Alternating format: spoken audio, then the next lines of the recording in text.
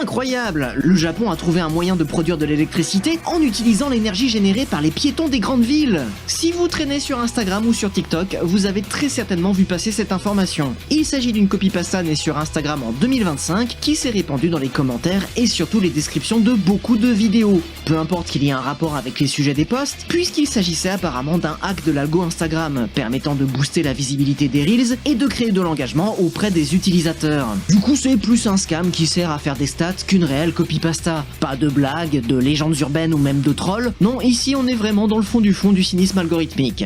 Et à force de tourner dans les commentaires et les descriptions à droite et à gauche, la copypasta a évolué. Durant le mois de février 2026, elle change de forme pour devenir une image macro utilisant divers gifs pour évoquer avec un humour très second degré la révolution que cette technologie impliquerait. Et dans le même temps, la copypasta accouche d'un autre variant qui va se répandre en parallèle, surtout sur TikTok, dans des vidéos montrant le plus souvent des personnages en train de marcher ou courir pour mettre en image les Japonais quand leurs téléphones n'ont plus de batterie. Mais toute cette histoire, aussi dingue qu'elle puisse paraître, est pourtant bel et bien tirée de faits réels. Tout commence en 2006 quand le jeune japonais Hayamizu Kohei, fraîchement diplômé de l'université de Keio, fonde la société SunPower avec comme projet fou de créer un système permettant de transformer les pas en électricité grâce à un système de dalles piézoélectriques qu'il baptise Power Generating Floor. En gros, en marchant sur la dalle, le mécanisme applique une tension sur des cristaux quartz qui vont alors générer de l'électricité. C'est le même mécanisme qu'on retrouve dans les allumes-gaz ou les briquets. Ce système a été testé à Shibuya en 2006 et dans les stations de métro à Tokyo entre 2008 et 2009. Une idée qui sera honteusement pompée cette même année par Lawrence Campbell Cook, qui lancera la version anglaise PaveGen, dont on a un peu plus entendu parler ici en Occident. Mais dans tous les cas, que ce soit le Power Generating Floor ou PaveGen, cette technologie ne peut pas générer suffisamment d'énergie pour servir à autre chose que d'allumer une ampoule pendant 5 minutes ou recharger un téléphone. Mais c'est très loin d'être suffisant pour éclairer genre une station de métro ou pallier aux besoins énergétiques urbains. Sans parler bien évidemment du coût de production et de l'entretien de ces dalles fragiles. Bref, c'est loin d'être une nouvelle technologie et c'est loin d'être révolutionnaire. Ça date d'il y a 20 ans et si on n'a pas déjà partout sur nos trottoirs, c'est parce que c'est pas du tout aussi efficace que des panneaux solaires ou des éoliennes.